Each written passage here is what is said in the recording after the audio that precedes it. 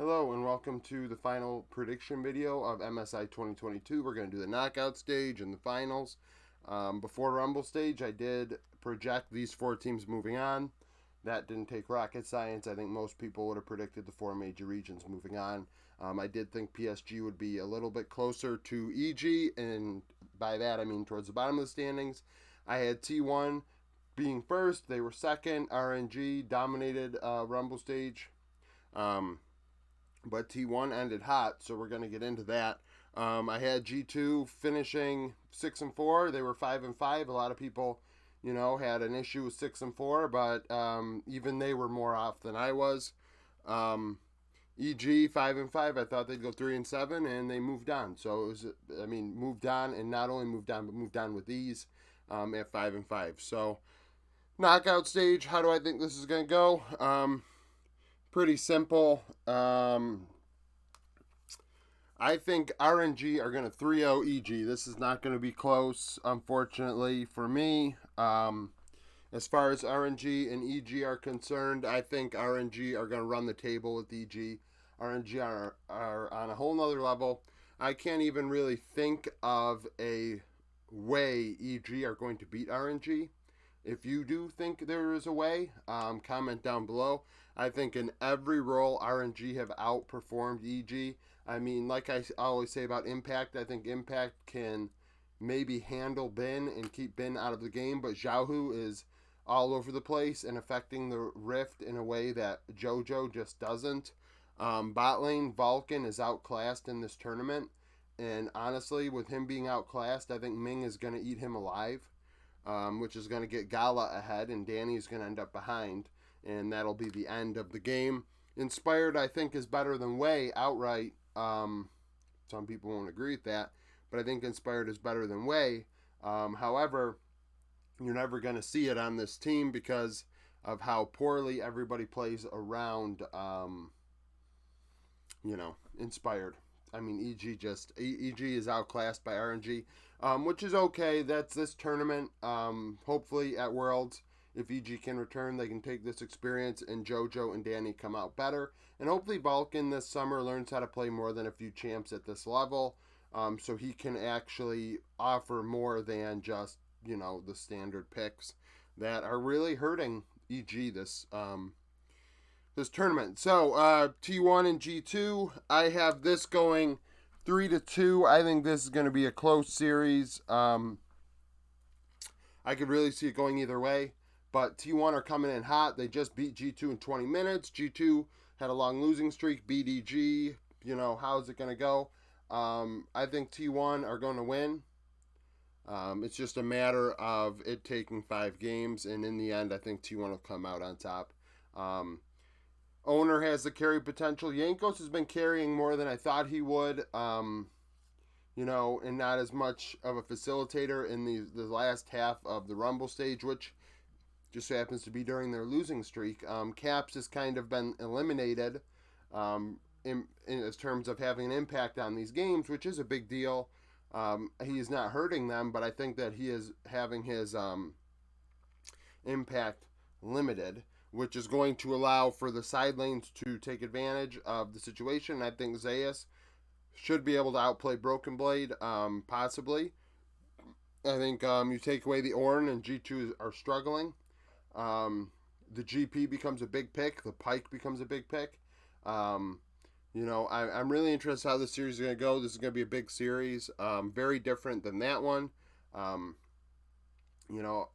interested to see how Carrier and Targamas, like I said, the Pyke. I think this is where we're going to see the Pyke come out between them. Maybe both end up playing it.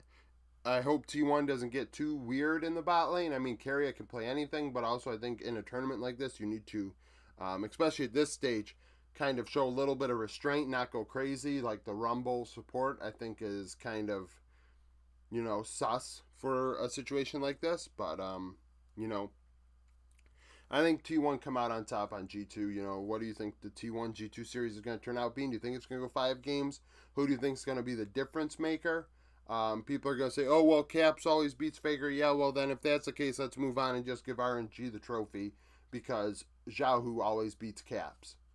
Like, you can't say the Faker over Caps thing without allowing the Xiaohu over Caps thing, that would make you hypocritical. And I mean, I don't even know why you're allowed to comment if you're that hypocritical. So,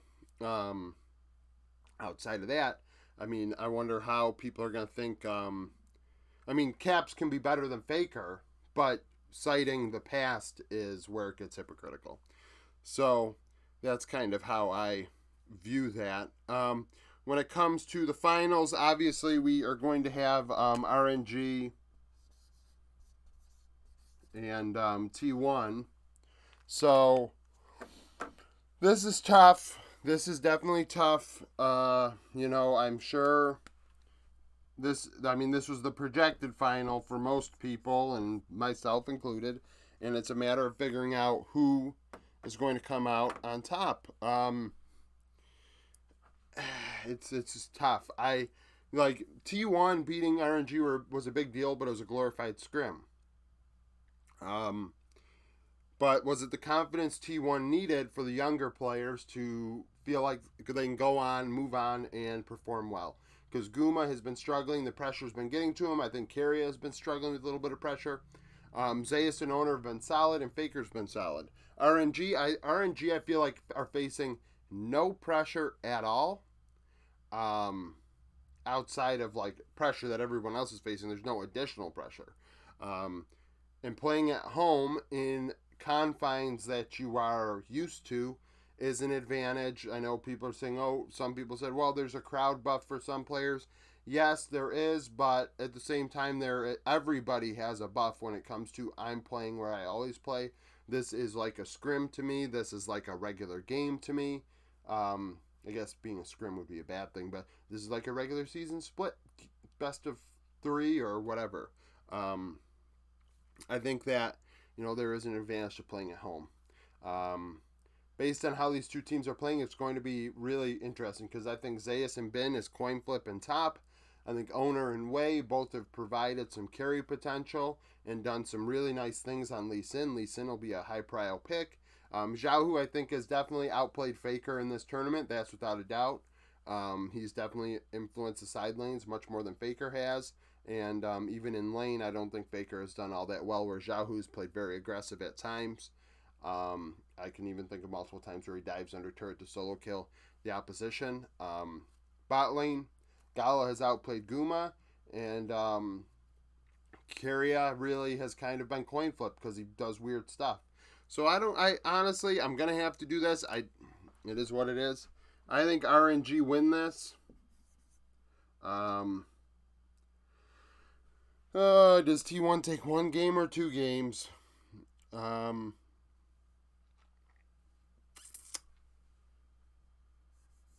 have RNG winning 3-1.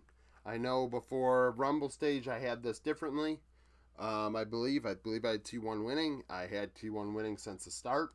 But I think that RNG and the way RNG has been playing in Rumble stage, RNG are going to take this. And it's not going to go to 5 games. It's going to go to 4 games. RNG are playing at a very high level right now. They're just playing really well. Xiaohu's playing really well.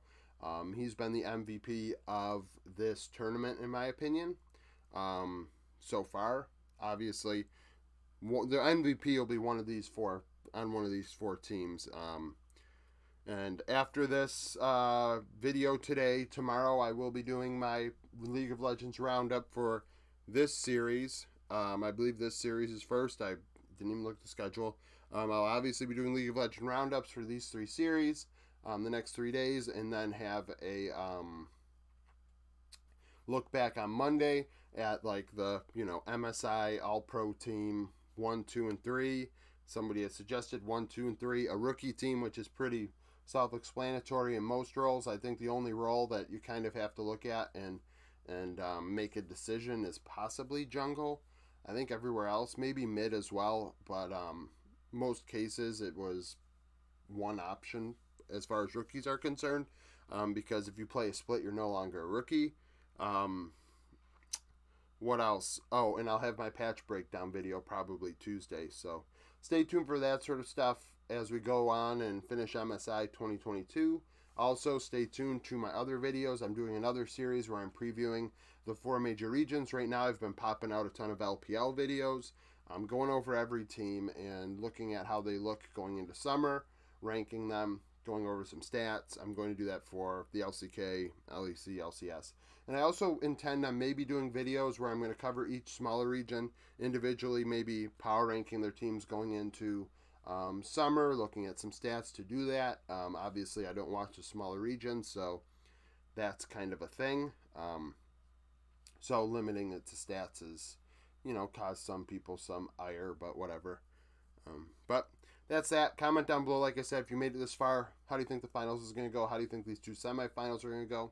Subscribe to the channel for daily League of Legends content. Like the video if you like it. I'm all for comments, like I said. And more comments, the better. There's nothing that's too toxic to me except, outright racism or homophobia or xenophobia or whatever. I won't allow that, but I really could care less about anything else. So thank you for watching, and I hope you come back for more content.